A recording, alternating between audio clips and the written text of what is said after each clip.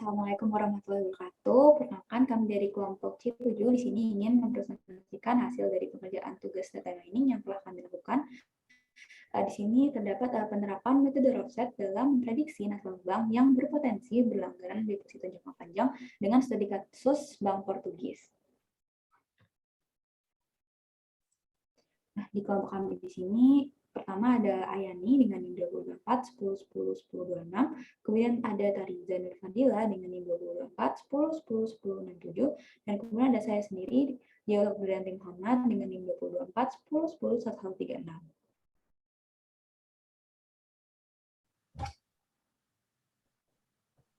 Selanjutnya akan dilanjutkan oleh teman saya Tariza. Oke, nah di sini saya akan bahas tentang latar belakang dari masalah yang kita ambil nih. Nih dari judulnya kan objeknya suatu bank. Bank apa sih? Bank yang disebut adalah badan usaha yang menghimpun dana dari masyarakat dalam bentuk simpanan dan menyalurkan kepada masyarakat dalam bentuk kredit ataupun bentuk-bentuk lainnya dalam meningkatkan taraf hidup masyarakat. Salah satunya nih ada deposito.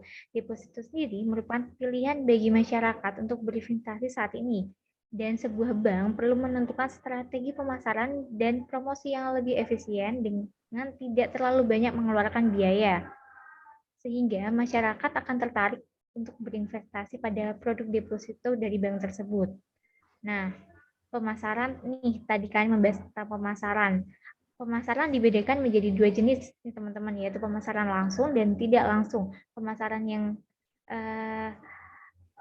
tidak langsung seperti yang kita tahu ini, seperti iklan, spanduk, dan lain sebagainya. Sedangkan pemasaran yang tidak langsung, kita melakukan pemasaran atau targeting marketing dengan menemui target konsumen secara langsung. Dengan mengoptimalkan pemasaran secara langsung, suatu bank perlu memprediksi nasabah yang berpotensi membuka deposito.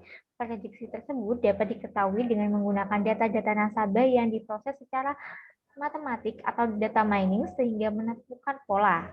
Dengan klasifikasi dan otomasi target nasabah bank menjadikan probabilitas keberhasilan strategi dalam pemasaran deposito pada suatu bank sangat berperan dalam meningkatkan dan menjaga kelangsungan hidup suatu bank. Nah, selanjutnya nih ada rumusan masalah. Rumusan masalah dari judul kali ini yaitu bagaimana memprediksi nasabah bank yang berpotensi akan berpelanggan deposito jangka panjang menggunakan metode Rockset. Dan batasan masalahnya, yang pertama ada objek yang dijadikan sasaran pada penelitian ini adalah data yang didapatkan dari hasil kampanye pada salah satu bank yang ada di Portugis. Dan yang kedua, pendekatan yang dilakukan berdasarkan penerapan dari metode Rockset. Oke, dilanjutkan oleh teman saya.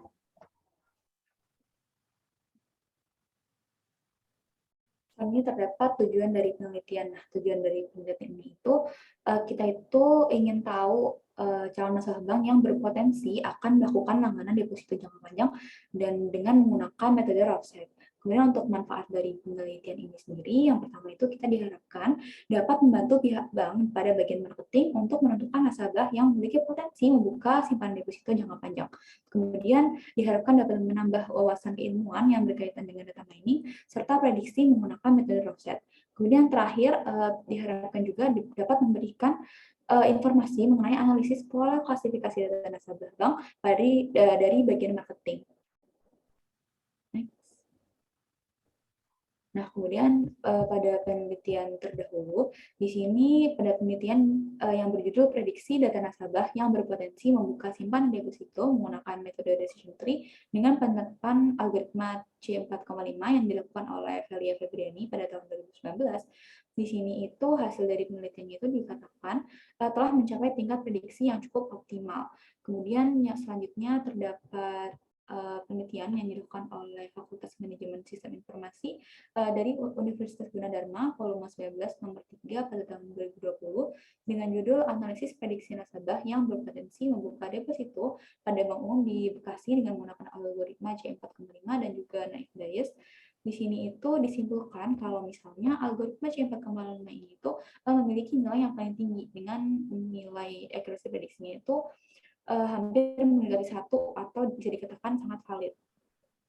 Kemudian landasan teori, di sini pada landasan teori yang pertama ada deposito. Nah, menurut Undang-Undang Nomor 10 pada tahun 1998, bank itu disebutkan sebagai badan usaha yang menghimpun dana dari masyarakat dalam bentuk simpanan dan menyalurkan kepada masyarakat dalam bentuk kredit dan atau bentuk-bentuk lainnya dalam rangka meningkatkan taraf hidup dari masyarakat. Nah, deposito ini itu pada saat ini itu merupakan pilihan bagi masyarakat untuk melakukan investasi, dan sebuah bank ini tuh perlu menentukan strategi pemasaran dan promosi yang lebih efisien dengan tidak terlalu banyak mengeluarkan biaya, sehingga masyarakat itu tuh mampu untuk tertarik ya untuk melakukan investasi pada produk deposito dari bank tersebut.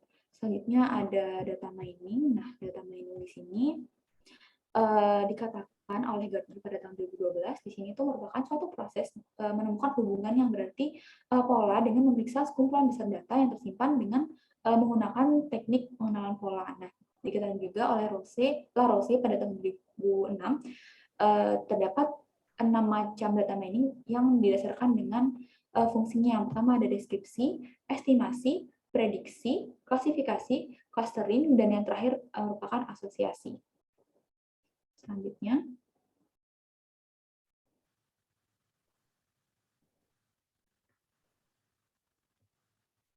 baik, di sini adalah dataset yang kami gunakan pada penelitian ini. Jadi dataset yang diperoleh dari hasil kampanye pemasaran marketing langsung dari lembaga perbankan di Portugis, terdapat 16 feature dan 1 kelas sebagai target keputusannya. Jadi dataset yang kami ambil yaitu Banking Dataset Classification ini adalah dataset yang kami dapatkan dari Kaggle. Kemudian di sini adalah metode yang kami gunakan pada penelitian ini. Di sini kami menggunakan metode Rockset. Jadi metode Rockset di sini merupakan metode matematika untuk menangani ketidakjelasan dan ketidakpastian yang diperkenalkan untuk memproses ketidakpastian serta data yang tidak akurat. Teknik ini adalah suatu teknik yang paling efisien untuk proses knowledge discovery in database atau KDD dan data mining. Di sini ada beberapa tahapan. Yang pertama adalah information system, yang kedua adalah decision system, yang ketiga ada equivalent class, yang keempat adalah discernibility matrix, yang kelima adalah discernibility matrix modulo D, yang keenam adalah reduction, dan yang ketujuh adalah general rules. Di sini juga ada beberapa rumus sebagai acuan yang dapat digunakan dalam pengerjaan metode ini, di mana U ini adalah example, A adalah atribut, dan D adalah decision atribut atau keputusan. Kemudian yang pertama yaitu information system. Jadi information system ini bisa dikenal juga sebagai dataset yang direpresentasikan sebagai sebuah tabel yang terdiri atas baris dan kolom. Yang kedua adalah decision system. Jadi decision system ini adalah information system dengan atribut tambahan yang dinamakan dengan decision attribute atau bisa disebut dengan nama kelas atau target. Yang ketiga adalah equivalent class. Jadi equivalent class ini adalah pengelompokan objek-objek yang sama untuk atributnya bertujuan untuk menghilangkan duplikasi data. Yang keempat ada discernibility matrix. Di sini menggunakan matrix untuk dengan melihat atribut kondisinya. Yang kemudian yang kelima yaitu ada discernibility matrix modulo D, ini melihat keputusan yang sama. Kemudian yang keenam adalah reduction. Jadi reduction ini adalah penyeleksian atau penyederhanaan dari sekumpulan atribut kondisi dengan menggunakan fungsi boolean yang didapatkan pada discernibility matrix modulo D tadi. Kemudian yang ketujuh ada general rule. Jadi pada general rule ini adalah tahapan akhir untuk mendapatkan pengetahuan. Jadi pada general rule ini adalah keputusan yang didasarkan pada proses redact tadi. Jadi pada tahapan ini akan menghasilkan keputusan yang baru. Next.